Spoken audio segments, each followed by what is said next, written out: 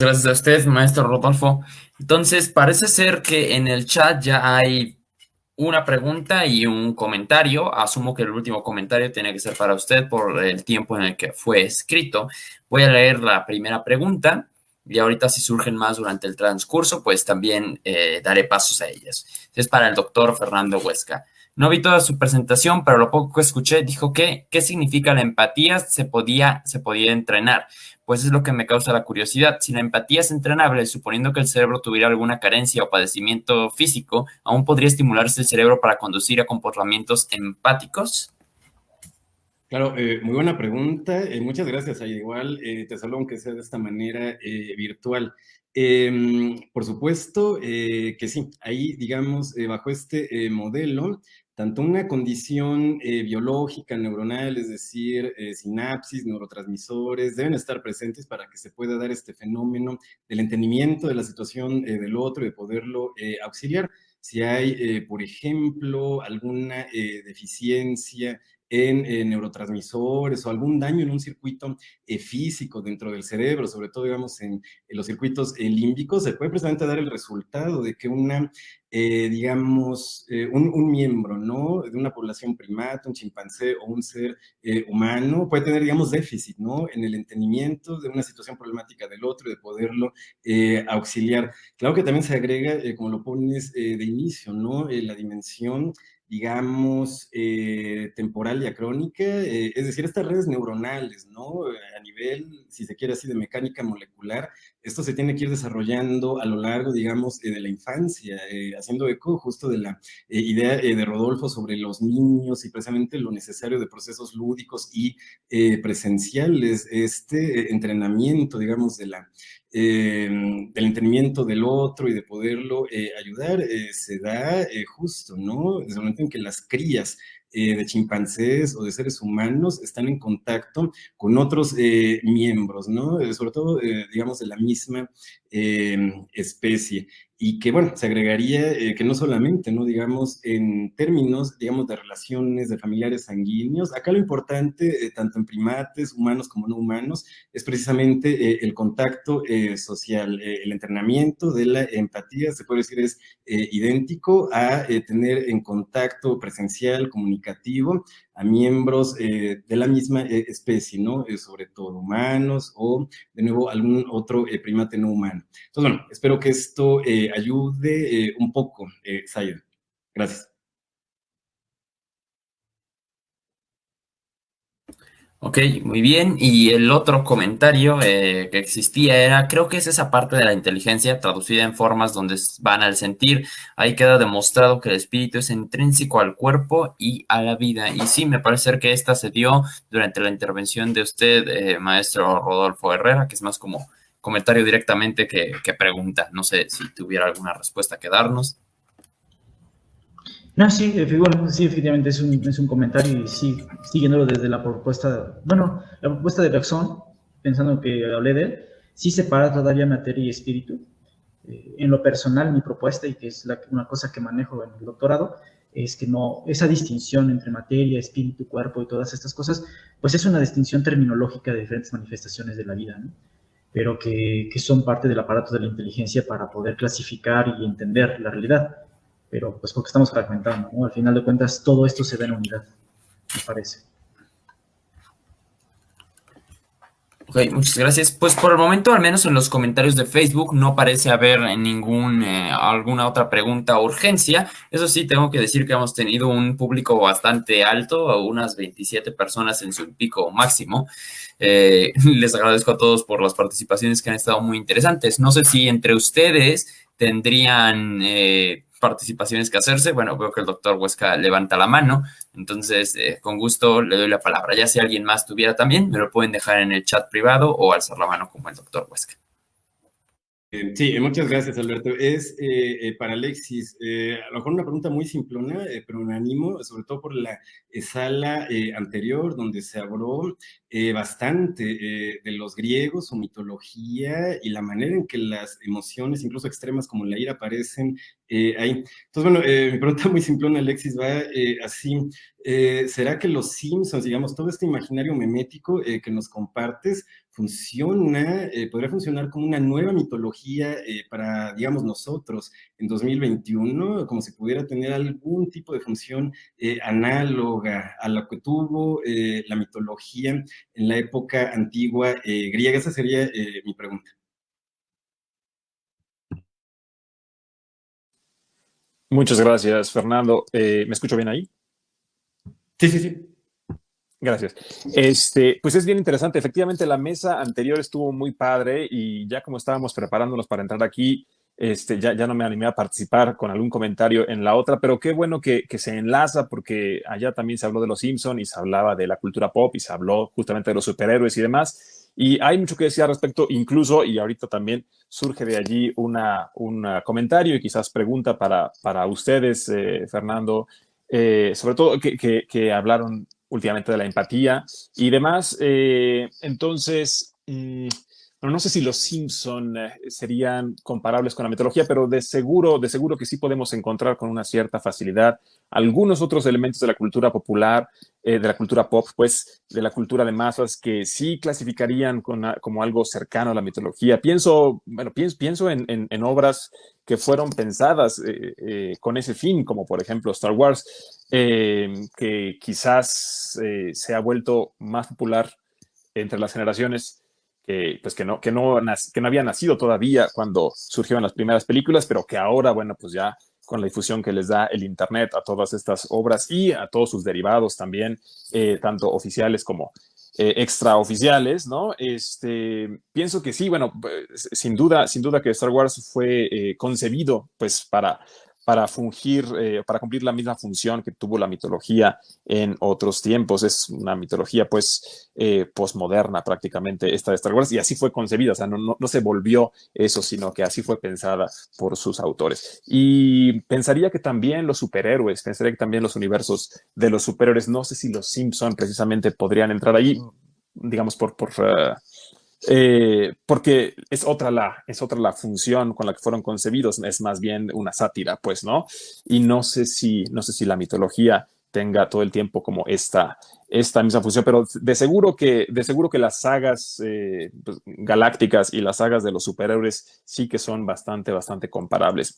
Y ya que hablamos de mitología y ya que se mencionó recientemente esto de si la empatía es enseñable o no, pues yo estaba recordando con la mesa anterior justamente el inicio, no sé si se dijo en la mesa anterior, pero yo estaba recordando el inicio de la Ilíada, que es la ira de Aquiles, y luego el final de la Ilíada, que es la compasión y justamente la empatía de Aquiles hacia un padre que había perdido a su hijo recién. Y yo creo que no es una pregunta directamente, pero a lo mejor motiva algún comentario de parte de mis compañeros acerca de esto, ¿no? La función de la literatura y posiblemente también de otras manifestaciones culturales como las que tenemos hoy en día más frente a nosotros, la función de estas manifestaciones, pues para enseñar la empatía. Hasta allí.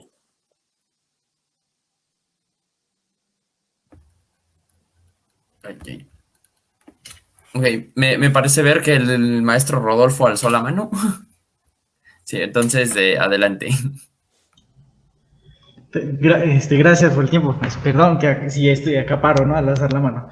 Si hay otras preguntas de otras personas, voy a tratar de no ser largo. Solamente me llamó mucho la atención maestro Helmer, esta pregunta, porque fíjese que es una propuesta que a mí me interesa muchísimo.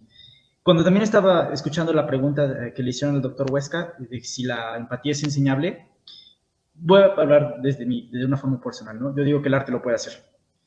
El arte lo puede hacer desde esta función de la estesis, de poner en contacto de nuevo al hombre con el mundo material, pero esta materia que que no está inerte, sino que está tratando de decirme algo. Al final de cuentas, cuando estamos en el arte, estamos trabajando con la función poética de la lengua, o función poética del lenguaje, para ser exactos, lenguaje más que nada. Es decir, llamar la atención sobre el propio material del que está hecho ese lenguaje. En el caso, por ejemplo, de la literatura que mencionó, maestro, pues, ¿cuál es esa materia? Las palabras, específicamente, esas palabras pues son cuestiones gráficas y son cuestiones sonoras. Y lo que pretende el arte en general, sea literatura o sea pintura, o sea una instalación, es volver a regresar al contacto con esa materia original de la que está hecho el mundo, pero no como un objeto inerte que yo voy a utilizar, ¿no? Esa es la respuesta tan importante de decir que el arte no es útil, porque no tiene por qué ser útil. No estoy para utilizarlo, para que sea una herramienta para resolver necesidades de valores agradables, vitales o útiles en la escala de Sheller, sino para generar una experiencia que me ayude a una comprensión mayor de la vida. Decía Víctor Shklovsky en El arte como artificio que el arte desautomatiza la conciencia, nos saca de la vida cotidiana y de que ya empezamos a percibir todo como algo habitual y ya no nos asombra, para volvernos a regresar a este mundo. Entonces lo que hace es, pues voy a poner el objeto en un contexto fuera de lo común y va a llamar la atención y se genera la experiencia estética. Por medio de una contemplación que consiste, a ver, trato de saber qué hace este objeto aquí, qué me quiere decir, qué significa, y en eso empiezo a poner atención a cómo está constituido y despierta mi sensibilidad. Y entonces se genera un vínculo, y ese vínculo va a ser la empatía. En términos bergsonianos sería la simpatía, ¿no? El vibrar de duraciones, la duración del objeto externo o de la duración externa y mi duración interna, que es psíquica y que se está conectando por medio de la materia y de la percepción.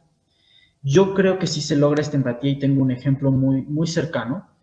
Por medio de fotografía, una persona que le gusta mucho la fotografía consiguió un lente macro y dijo, pues, ¿para qué utilizo mi lente macro? Pues le voy a tomar fotos a los insectos. Con el lente empezó a notar los detalles fisiológicos de los insectos y se empezó a dar cuenta de sus actividades, de cómo se mueven, de cómo funcionan en el entorno. Y le empezó a maravillar lo que hacían, empezó a investigar cómo se llamaban, cómo funcionaban, qué funciones, qué papel tenían en el ecosistema, etcétera. Y empezó a generar un vínculo que ahora le hace a ella tener un gran respeto por los animales, por los insectos y por estas formas de vida tan pequeñas. Y todo empezó por haberle puesto atención a la materia por un lente macro, con fines artísticos, que quería generar ciertas fotos con cierto impacto, y todo este proceso le llevó a esta empatía. Entonces yo digo que sí se puede enseñar la empatía, más que nada por estos procesos, de ponernos en experiencias que nos hagan vínculos.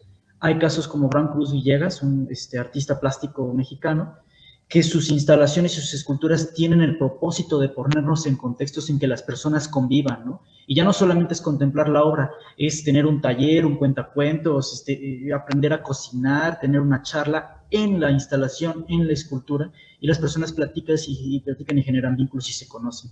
Entonces yo creo que por ahí iría, sería como lo que yo podría aportar a lo que usted comentaba.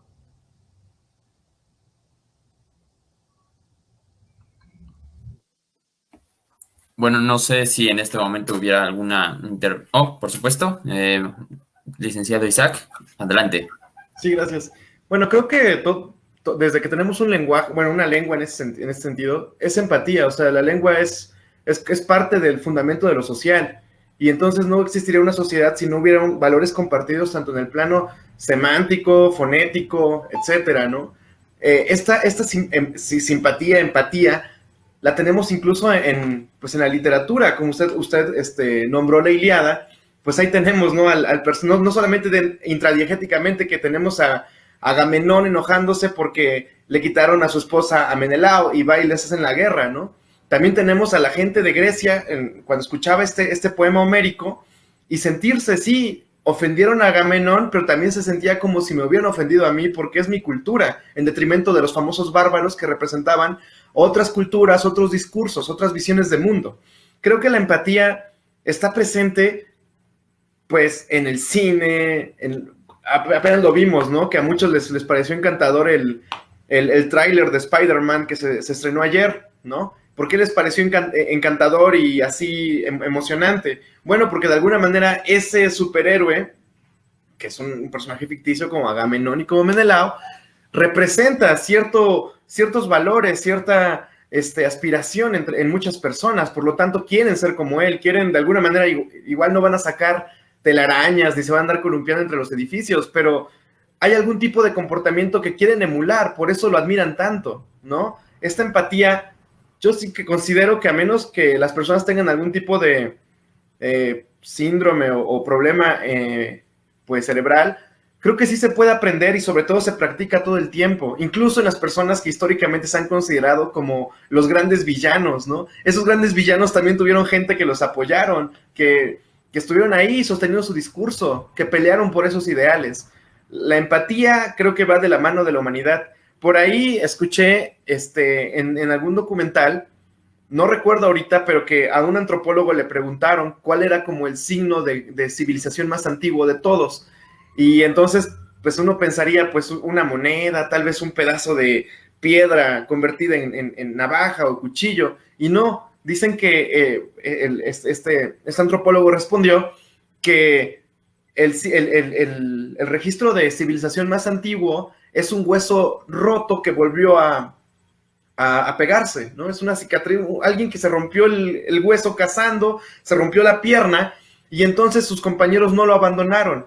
En la naturaleza salvaje probablemente sí pasa eso, lo abandonan y se muere de hambre porque ya no va a poder cazar, ya no va a poder defenderse, pero estos protohumanos se quedaron con esta persona o con este homínido, lo curaron, le propiciaron alimentación, seguridad, fuego, y ahí está nuestra empatía, como el gran poder que tenemos como Homo sapiens. Siempre lo hemos tenido, y ahí está. La cultura inició porque pues, empezamos a cuidarnos entre nosotros, a entendernos entre nosotros. Creo que sí se puede aprender y está todo el tiempo,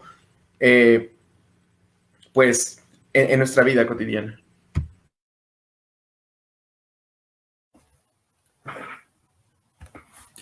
Muy bien, muy interesante entonces también la participación de acá, parece ser que también están dialogando entre ustedes. Ya se han asomado una pregunta específica para también usted, Isaac, que es ¿cómo crearías mentes conscientes en una sociedad de hiperconsumo?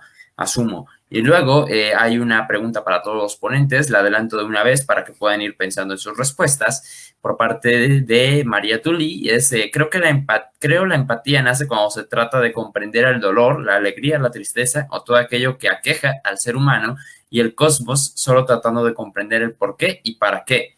Creo nacerá ese conocimiento para respetar el proceso cosmológico. Bueno, esa la dejo meditando para ustedes, ponentes. Mientras tanto, Isaac, la pregunta del lío se la vuelvo a poner aquí por si gusta contestarla.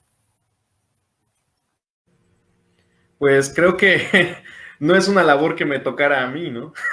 Es una labor, pues, voluntaria y personal. Cada quien tiene que llegar a su, pues, a un pensamiento que le haga, ¿no? Ver unas cosas no tan sencillas como que le estén obligando a compartir datos o obligando a hacer retos.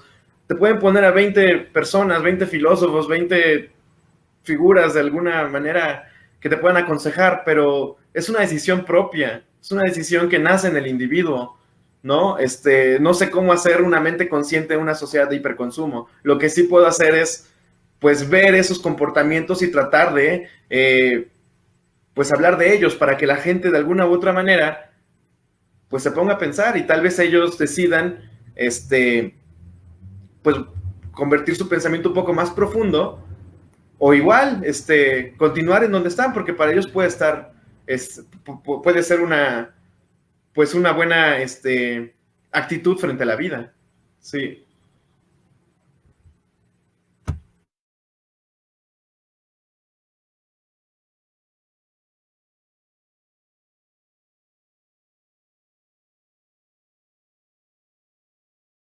Alberto, tu micrófono. Gracias. ¿No?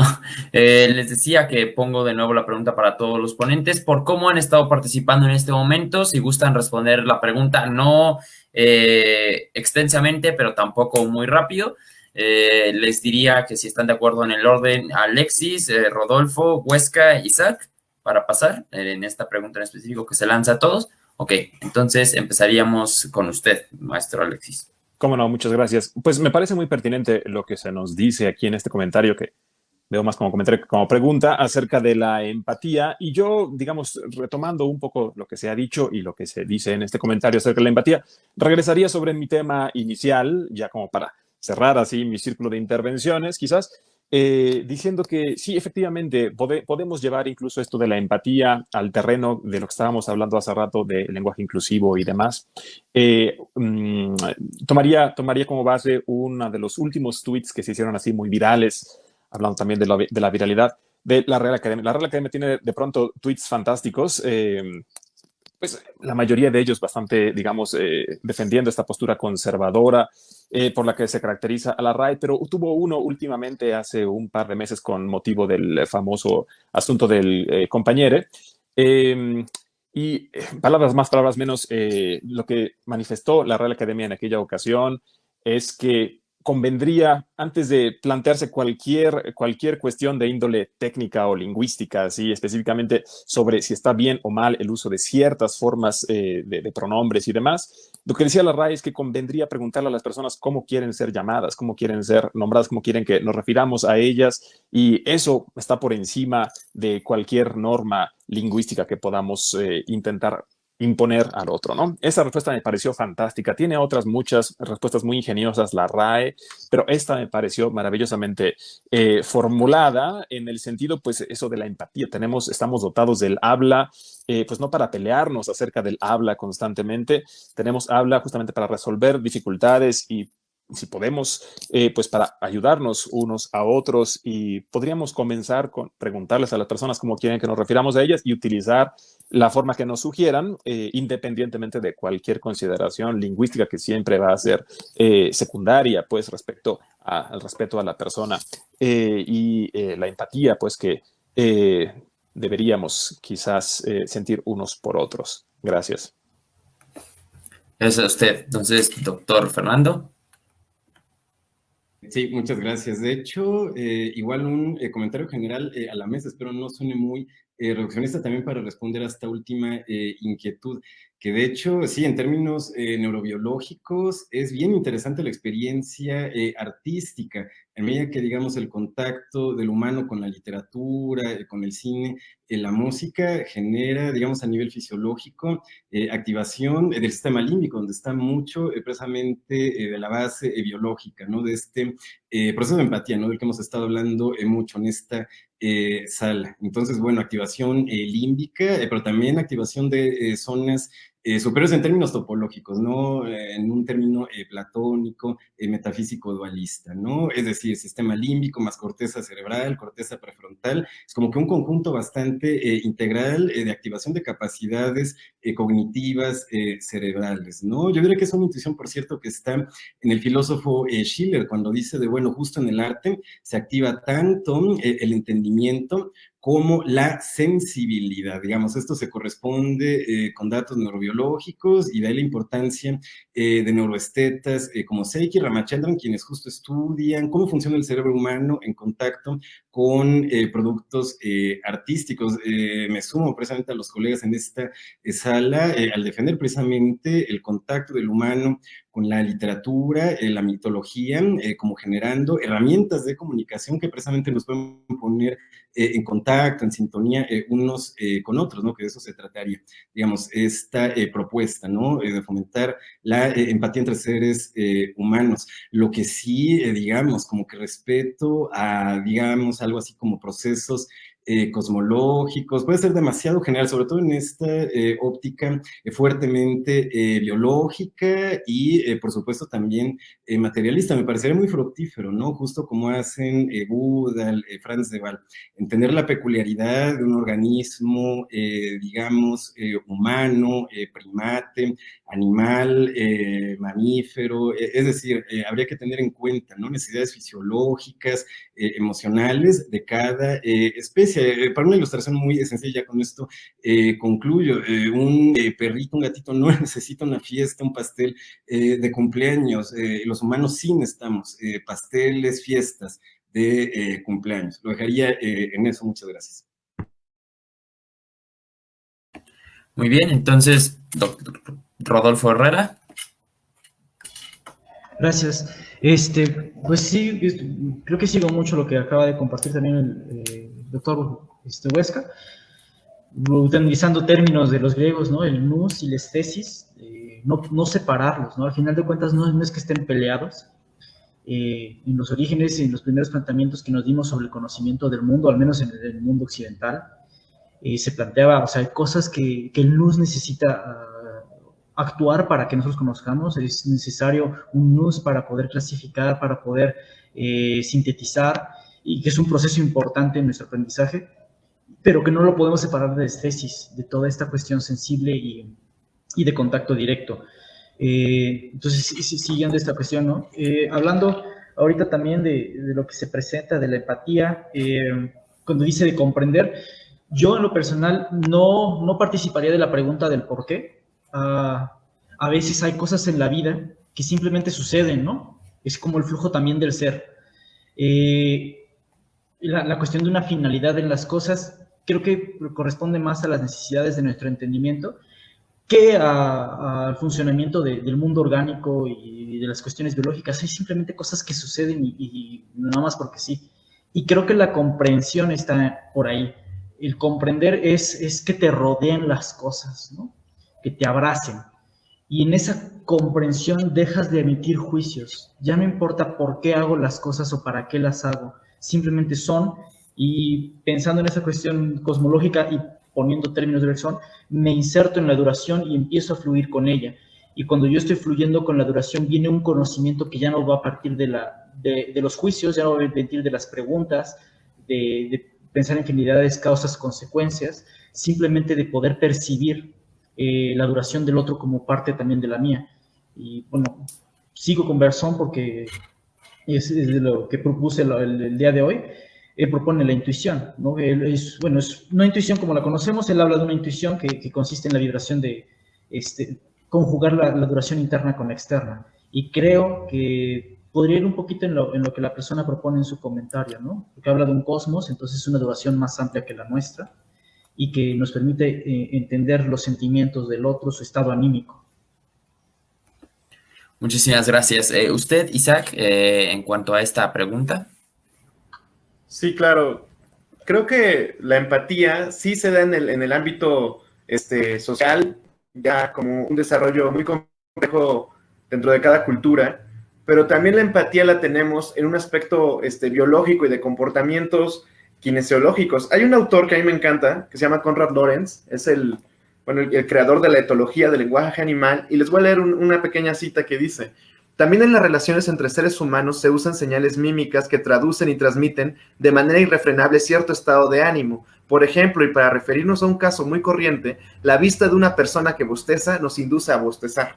Y así da bastantes ejemplos de que nosotros somos tan empáticos, somos un animal tan empático que busca, al menos, si no el reconocimiento, sí el apoyo o la cercanía de nuestro grupo, que tenemos hasta en nuestros movimientos, mensajes que los otros decodifican y nos entienden. Por ejemplo, cuando alguien sonríe, es muy probable que otra persona frente a él sonría, porque nosotros regresamos lo que sentimos, incluso en un aspecto biológico. Ya eso se transforma y se vuelve mucho más complejo con toda la cultura que siglos de civilización nos han agregado, pero ya lo tenemos nosotros en nuestro comportamiento instintivo y han sido miles de años, ¿no?, de evolución para llegar a esta como conexión tan grande que existe entre los Homo sapiens. Otro ejemplo podría ser, pues sí, cuando alguien va caminando muy rápido y se pone como un poco con los ojos muy abiertos, pues la gente entiende que lleva prisa, ¿no? Entonces tratamos de quitarnos, al menos que estés en un lugar como con muchas personas, como el metro o algo así, pues no, es imposible, pero generalmente sí comprendemos estos guiños, sí lo sabemos.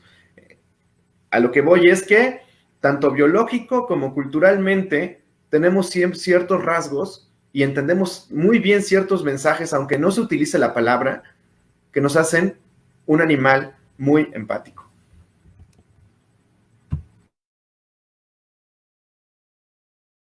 Ok, muchísimas gracias a todos por sus respuestas. Tenemos una pregunta final de Vladimir. Bueno, también María Duli ha dejado el hecho de que le gustaría que el doctor Rodolfo dejara una pregunta a todos también, ¿no? Acerca de la empatía. Y como tal, la última participación, así como pregunta concreta, es por parte de Vladimir Ilich. que es para el doctor Huesca y quien guste. También se las he dejado en el chat completa por si gustan abordarla individualmente o que se dirija principalmente ya sobre el doctor Huesca para ir cerrando, ¿no? Pregunta para el doctor Huesca y quien guste. Si hay una gran importancia de la corporalidad en la comunicación, del encuentro físico-psicológico entre cuerpos, y esta corporalidad se traduce sensorialmente, una replicación de los qualia o datos sensibles cualitativos mediante tecnología. Ahora tenemos realidad virtual que se va afinando y, como se mencionaba antes, quizás llegue al punto de replicar a la realidad real. Podría ser una comunicación deseable o indeseable por el factor técnico cuantitativo. Gracias, Vlad, por la pregunta. Yo diría de manera muy breve, sencilla y simplona. En este, digamos, modelo materialista del que bebe Haraway, Franz de Waal, de lo que he hablado hoy, ¿no? No se puede considerar la replicación de cual, es decir, algo así como contenidos mentales en soportes no biológicos. Tendría que ver también con el hecho de que la capacidad de conexión, de manejo de información de las redes neuronales biológicas materiales a la fecha no es emulable por ordenadores cuánticos. Es decir, habría acá una limitación técnica materialista para emular la cognición humana. Es lo que yo respondería. Gracias. Gracias, doctor Huesca. No sé si alguno de ustedes gustaría abordar la pregunta final de Vladi. Rodolfo. Sí, sí, una pequeña aportación. Yo por mí diría que sí, la tecnología podría llegar a hacer esta replicación de las cuestiones sensibles traducidas cuantitativamente, pero también a veces olvidamos nuestra finitud y la mortalidad, que es parte de la experiencia de vida, es parte del sistema orgánico. Y eso que es parte fundamental de la duración, también trae cierta experiencia, una experiencia psíquica y una experiencia ontológica. En el momento en que una máquina pudiera emular también esto, dejaría de ser máquina, porque estaría también presente ante la idea de finitud y de experimentar esa finitud y de sentir su propia muerte o sentir su propio deterioro y su propio proceso como algo que está avanzando y que poco a poco se va deteriorando o que simplemente va transformándose en cuestión material. Entonces dejaríamos ya de hablar de cantidades y de emulación por datos, sería ya una experiencia orgánica y viva y biológica. Muchísimas gracias. Entonces, para no robarles más tiempo a ustedes y tampoco a nuestros sintonizantes, y para que puedan tomar un descanso, ha sido un diálogo bastante rico, me parece. No sé si gustan ir cerrando, ofrecerles sus reflexiones finales. Ha sido un placer escucharlos a los cuatro. La verdad, han tenido intervenciones muy ricas, muy creativas, muy originales. Entonces, si gustaran ir cerrando, le daría la palabra a quien guste en este momento también, para ir ya despejándonos un poco aquí. ¿A usted, doctor? Ajá, maestro Helmer. Gracias. Pues muy rápido, una vez más, para agradecerles a ustedes, organizadores, a los compañeros de esta mesa tan interesante, a los que nos escucharon, y sencillamente para cerrar la reflexión que inicié hace rato en torno al uso que le damos al idioma, sobre todo al lenguaje verbal en Internet. Diría que, bueno, pues una máxima que a mí me ha funcionado es habla como quieras y deja que los demás hablen como quieran, porque finalmente así es como ha funcionado el lenguaje en la especie humana desde que estamos dotados de esa capacidad. No hay absolutamente ninguna institución que pueda normar a tal grado de imponer, pues, ¿no? Estas prácticas habría que eliminarlas y habría que también eliminar, pues, aquello que a veces se llega a pensar equivocadamente en torno a la función de la Real Academia. Muchos, para bien o para mal, piensan que la Real Academia está allí para imponer una cierta forma de hablar. La verdad es que su misión está muy lejos de eso. Y a la pobre Real Academia todo el mundo la trata mal porque unos piensan que es demasiado reaccionaria y otros piensan que no es suficientemente reaccionaria como debería para castigar a los que se equivocan en el uso de los pronombres. Entonces, bueno, más bien habría que dejar de pensar que necesitamos una institución de ese tipo o que una institución de ese tipo está allí para decirnos cómo hablar. Lo importante sería como se dijo ya últimamente y de manera muy oportuna, creo. Lo importante sería pues cultivar nuestra humanidad, cultivar la empatía hacia los demás y dejar que todo el mundo hable como quiera, que para eso tenemos el idioma, para aprovecharlo y explorar sus límites. Gracias. Ok, muchísimas gracias, maestro Helmer. Entonces, seguramente no hemos acabado de decir todo lo que se puede decir, pero si ninguno de ustedes tiene ya entonces una participación en específico, les agradezco mucho la asistencia, el haber aceptado la invitación, el haberse dado el tiempo de estar aquí con nosotros, exponer sus ideas, contrastarlas entre ustedes y justamente también retroalimentarse. Creo que ha sido un diálogo bastante rico y personalmente lo he disfrutado de parte de los cuatro. Me han parecido ponencias interesantísimas y ha sido un gusto dialogar con ustedes. A todos los que nos siguen ahorita en la transmisión, también ha sido un gusto poner sus comentarios y les notifico, aunque ya les puse ahí en el chat, que mañana tendremos 2 salas más, ya las 2 salas finales del evento, a las 14 horas, Eros Virtual, apps de citas, ligues en internet que estaremos abordando. Y finalmente la sala final que será de ciberpolítica también a las 16 horas, hora México, en el mismo horario que inició esta segunda sala. Entonces, muchísimas gracias a todos. Me despido de ustedes. Adiós.